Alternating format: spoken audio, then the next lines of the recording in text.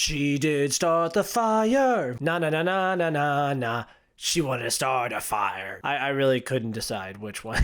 Hello, Adam Ryan Donato. Hello. Thank you guys so much for coming back. This is another hard review about a movie that came out a few weeks ago. I'm talking about the new Blumhouse movie, which is a remake of a 1980s film starring Drew Barrymore, which is based off the novel by Stephen King, called Firestarter. Firestarter really flew under the radar. I'm personally a fan of Zac Efron, so it was kind of funny and weird to see him as a parent in this movie, especially since I grew up with him in High School Musical, but I guess that makes sense, and it's not weird watching him be a parent in this movie. But yeah, this movie's about him being the parent of a young girl who has extraordinary abilities, and her power is to manipulate and control and cause fires. So one thing that I was pleasantly surprised by in this movie is it's not just the little girl has fire powers. Everyone seems to have powers in this movie. It's established at the beginning that there was some kind of government testing towards the beginning of the movie where Zac Efron and his wife, when they were younger in college, they got tested on, and now they have telekinetic abilities and whatnot. But yeah, that's what really gave this movie kind of an X-Men feel, especially when Zac Efron and his wife have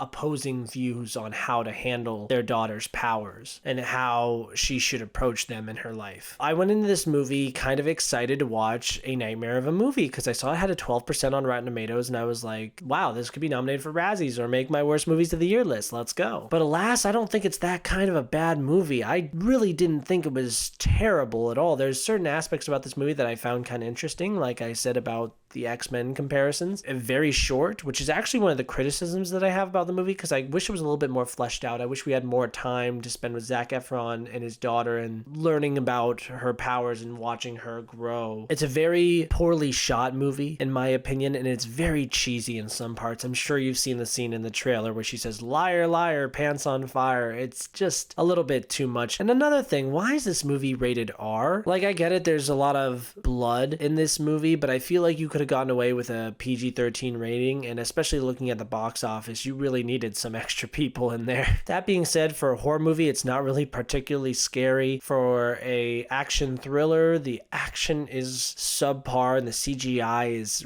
really, really bad. But I really appreciated Zac Efron's performance, and I bet that if I had grown up with the 1984 Drew Barrymore version of Firestarter, that I would have a lesser opinion of this movie, and I'm sure that I will try to seek out that movie to reevaluate my opinion on this one. Experiencing it last night, I'm going to go with a 2 out of 5. It's bad, but it's not the worst movie of the year by far. There's enough small little interesting things in this movie and redeeming qualities that I found myself very mildly interested and entertained. I wouldn't recommend checking this out, which goes without saying, because by the time I finish editing this, it's probably going to be out of theaters. Did you guys see Firestarter? Do you prefer this version or the original? And what's your favorite adaptation of a Stephen King novel? Thank you guys so much for checking me out today. Like, comment, subscribe, and all that other stuff. And don't start any fires. I don't know.